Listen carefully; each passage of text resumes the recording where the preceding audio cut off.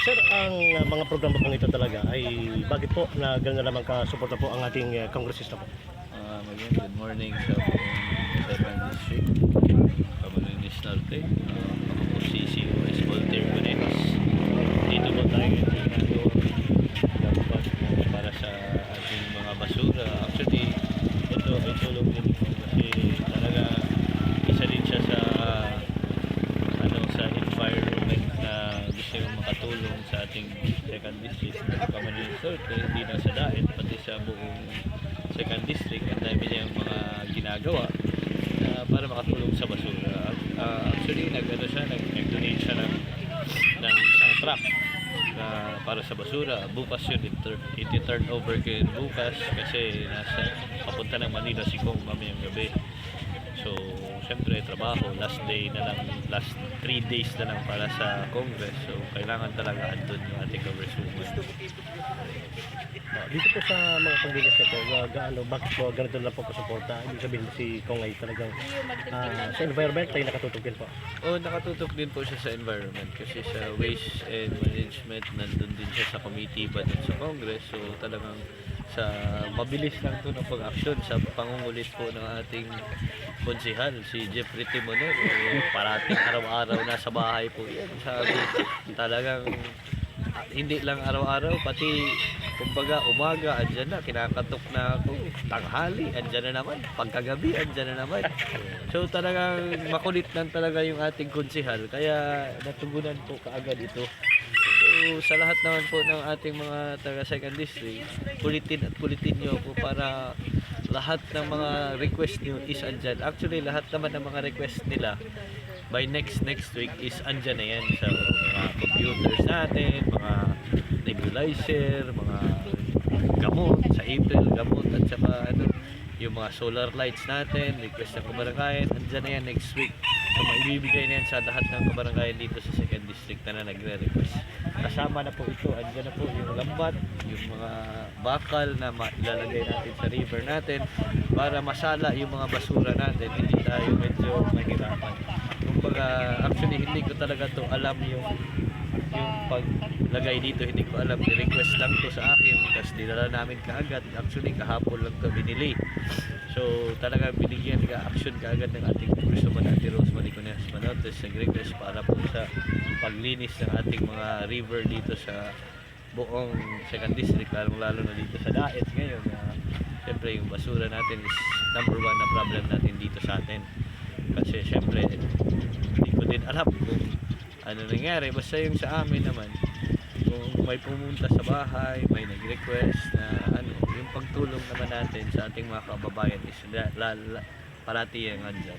Ano pong reaction po ninyo dahil may mga voluntaryo po tayo, ganito mga grupo na nakasuporta po pagdating po sa environment? Siyempre natutuwa naman si Congresswoman na talagang every time na may request pagdating sa environment, talagang pinagbibigyan kasi kumbaga sa kalinisan po yan ng ating bayan ng Daet na matinis talaga. Actually kahapon galing lang kami ni Congresswoman sa yung BAC na organization sa environment. So yun nga, nagpa-premyo ng kalinisan sa mga kabarangay ng Daet. Nagbigay po ating Congresswoman ng prize na 100,000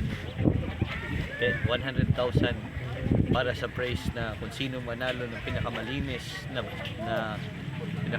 barangay is may premyo 100,000. Si Kong pledge niya yun, bali kasi si Mayor nag-pledge din, nag-pledge din, si Kapuke nag-pledge din. So talagang malaki ang premyo natin para sa kalinisan ng ating mga kabaranggayan dito.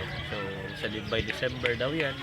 Actually hindi ko talaga alam exact kung kailan yan, basta ang premyo yun is para sa sinong pinakamalinis na barangay dito sa Daet. Dito po sa bawat ito programa kasi malaking bagay po ito na yung paglilinis para matanggal yung mga basura, may iwasan yung pagbaha. Ito po ba isa din sa mga paraan dahil alam naman natin kongresista, mga river control din ang mga project niya. Ito ba malaking tulong din po ba sa ginagawa ng ating kongresista? Oo, actually malaking tulong to. Hindi lang sa kay Congresswoman, malaking tulong dito sa ating mga kababayan dito sa lahat. Kasi syempre nasa nasasala yung basura natin. So, madali na lang natin maghakot pag nasala na yung basura. Hindi na tayo. Kasi pag madaming basura, dyan tendency niya, nagkakabaha tayo. Hindi nasasala. So, eto, pag nasala na rito, kukunin na lang. So, hindi tayo magkakaroon ng baha sa iba't lugar dito sa daet pag natugunan natin yung basura.